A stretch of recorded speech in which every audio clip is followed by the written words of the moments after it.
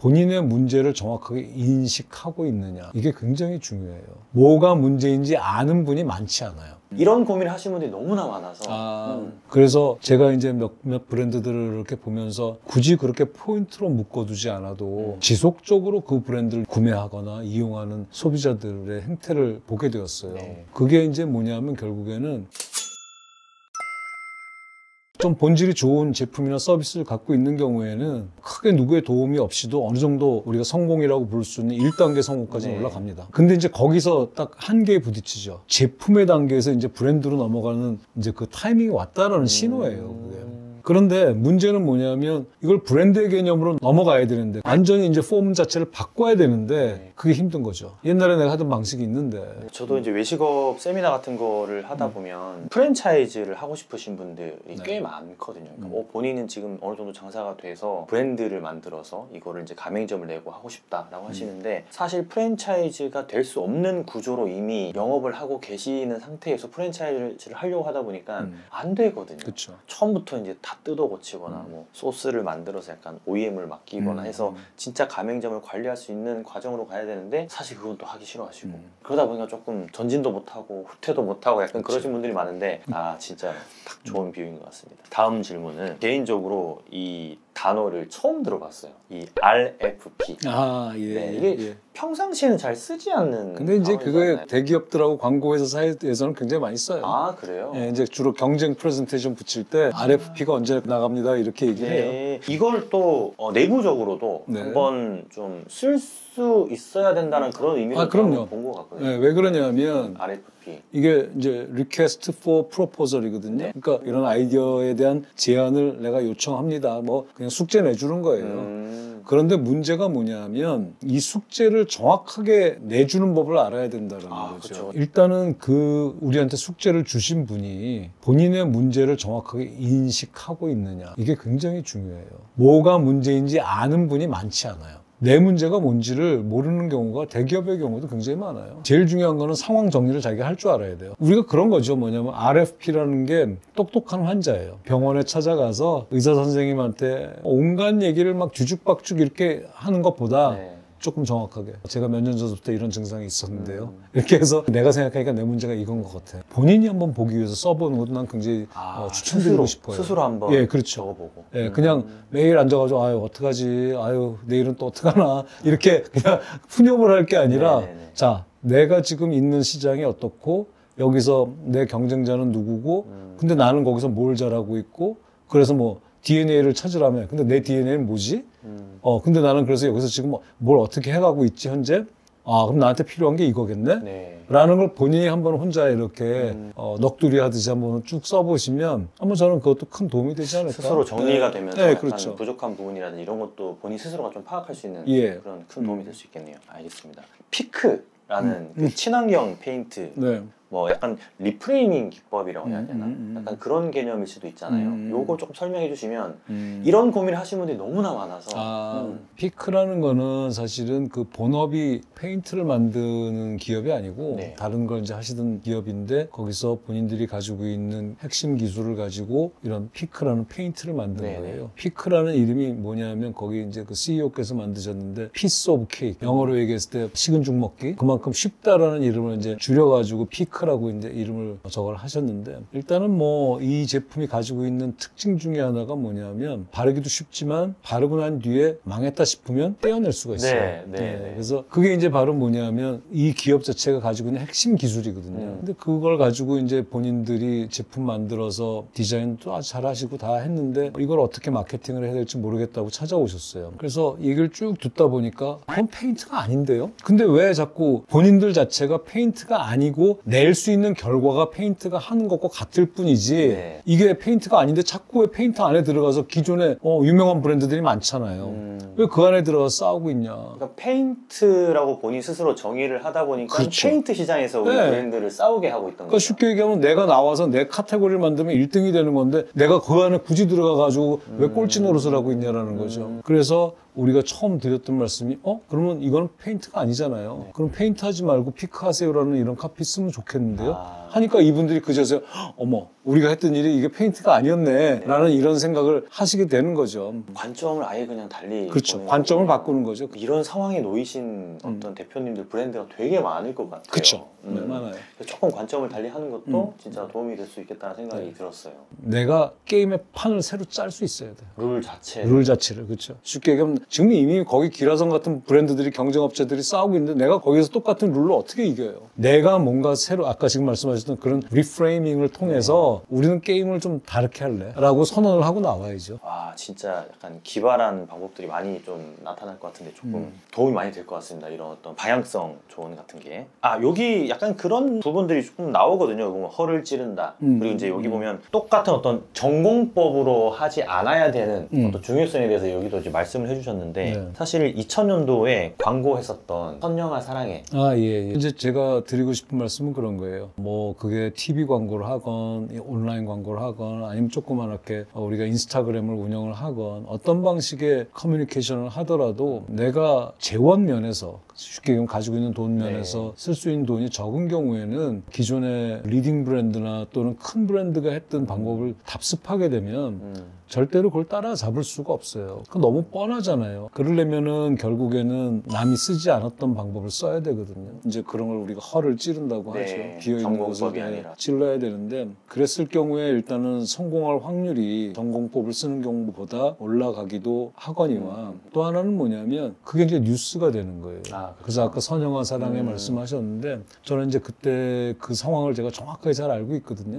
모 광고 회사에서 그 마이클럽닷컴 대표이사한테 가서 프레젠테이션을 했어요. 근데 메인 아이디어는 따로 있었어요. 광고 아이디어는 따로 있었고 그 뒤에 제일 뒤에 부록처럼 그리고 광고 하시면서 뒤에다가 이렇게 해서 이런 플래카드 갖다 붙이고 해서 약간 좀 노이즈를 만들면 어때요? 라고 하니까 대표이사가 그냥 눈이 번쩍 띈 거죠. 앞에 돈 많이 들어간 거 다 빼고 우리 그것만 합시다. 이렇게 된 거예요.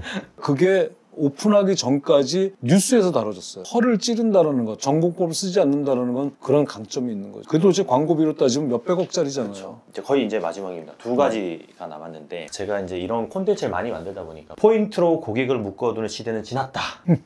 핵심 가치와 그 실체를 중심으로 고객과 연대감을 형성하라 라고 해주셨거든요. 어떻게 받아들여야 될지 조금 설명해 주시면. 이제 이 포인트라는 거 특히 이게 요식업계도 그렇고 뭐 또 신용카드 업계도 그렇고 항공업계도 그렇고 사실은 자기들하고 계속 이 관계를 유지해 달라고 멤버십을 만들어서 포인트를 주는데 그게 생각해보면 처음에 아무도 안 줄 때 주면은 좋았겠죠. 맞아요. 그런데 이제는 다 주니까 받아서 기쁜 게 아니라 안 받으면 섭섭한 거 되잖아요. 그렇기 때문에 그 시대가 지났다라는 것은 뭐 그걸 하지 말라 뭐 이런 얘기가 아니라 어쩌면 그거보다 더 중요한 멤버십이 있지 않을까라는 생각을 제가 하게 된 거죠. 그래서 제가 이제 몇몇 브랜드들을 이렇게 보면서 굳이 그렇게 포인트로 묶어두지 않아도 지속적으로 그 브랜드를 구매하거나 이용하는 소비자들의 행태를 보게 되었어요.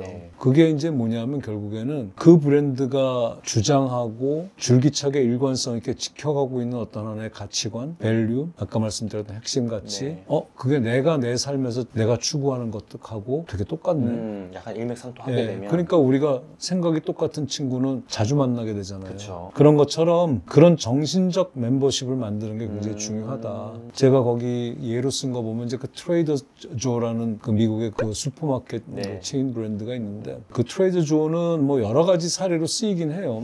근데 저는 거기가 이제 특히 뭐 예를 들어서 월마트나 뭐 이런 큰 마켓들이 가지고 있는 SKU가 뭐 몇만 개가 넘는다고 하더라고요. 그건 아니겠죠. 그런데 그 트레이더스 조 같은 경우에는 뭐 한 3,4천 개 정도밖에 안 돼요. 무슨 얘기냐면 내가 당신이 좋아하는 걸 다 뭔지 알아. 그러니까 내가 다 골라놨어. 그래서 사람들이 트레이더스 조에서 파는 거는 다 믿고 사요. 그렇게 되니까 트레이더스 조를 좋아하는 그 문화가 생기는 거죠. 그러니까 여기를 이용하는 사람들은 그냥 트레이더스 조에서 제안하는 물건들만 사는 거예요. 신뢰. 네, 그렇죠. 무조건 믿고 사. 그리고 너하고 나하고 취향이 똑같아. 그러니까 우리가 스몰 브랜드를 운영하면 운영할수록 어떤 전체적인 맥락에서 말씀하시는 게 특정한 페르소나가 꼭 필요하고 그 페르소나가 구체적이고 명확하면 훨씬 더 우리가 사업하는데 더 큰 도움이 된다.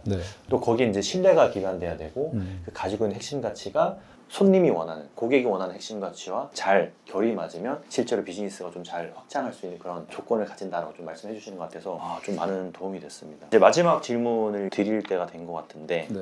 이거는 대표님이 책에 쓰셨길래 저는 좀 깜짝 놀랐어요. 올벗에 대한 이야기.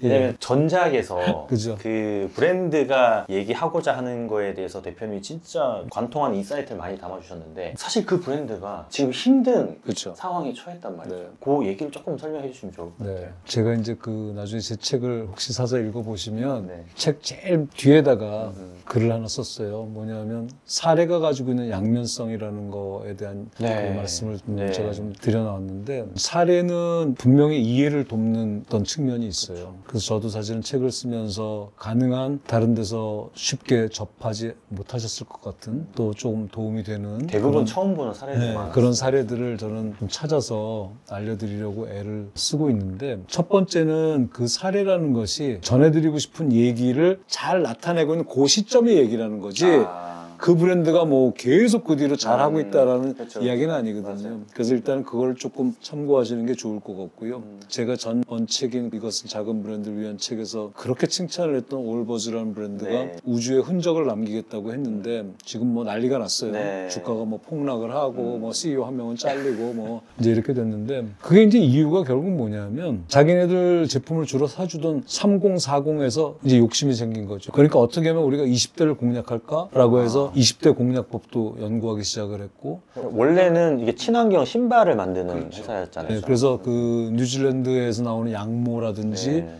유칼립투스 나무라든지 뭐 이런 것들을 가지고 해서 정말 친환경적인 가벼운 신발을 운동화를 만드는 브랜드인데 이게 워낙 성공을 하니까 이제 욕심이 생기니까 타겟도 넓히고 싶고 그 다음에는 그 똑같은 친환경 재료를 가지고 운동화뿐만 아니라 옷도 만들었어요. 의류를 만들었단 말이에요. 근데 이게 보니까 똑같은 재료를 친환경 재료를 가지고 옷을 만들다 보니까 이게 땀에서 좀 무거워지고 기능적인 면에서 문제가 많이 생겼던 거죠. 뭐 그거 말고도 이제 여러 가지 확장을 하려고 애를 쓰면서 이제 흔히들 하는 그 어떤 성공의 환상에 사로잡히면 그때쯤에는 어떤 생각이 드냐면 옛날에 아바 노래를 보면 Winner Takes All이라는 노래가 있잖아요. 네. 승리자가 모든 걸 다 이제 다 해도 될 것 같은 그런 기분이 들거든요. 네. 그래서 아마 그런 실수들을 좀 했던 것 같아요. 근데 이제 막 그래서 주가도 폭락을 하고 뭐 이렇게 되니까 이제 다시 싹 정비해서 본인들이 제일 잘했던 친환경의 가벼운 운동화를 조금 더 잘 만드는 일에 집중을 하겠다라고 지금 하고 있는 것 같은데 책에도 그렇게 썼습니다. 흔적을 남기셔야 되는데 네. 우리가 운동장 넓은 운동장을 한번 생각해 보자고요. 거기 어떤 꼬마 하나가 짝대기 안으로 이렇게 줄을 그어서 드론으로 이렇게 보면 그 흔적이 보일 거 아니에요. 근데 그 흔적을 더 강하게 만드는 방법은 뭘까요? 그걸 옆으로 계속 넓혀가면 흔적이 없어지죠. 없어지겠죠. 네. 그 흔적을 계속 그 자리를 계속 나뭇가지로 파야지 위에서 이렇게 드론으로 보면 네. 그 흔적이 훨씬 더 뚜렷해 보이겠죠. 그러니까 우리가 어떤 비즈니스를 한번 시작을 해서 이게 어느 정도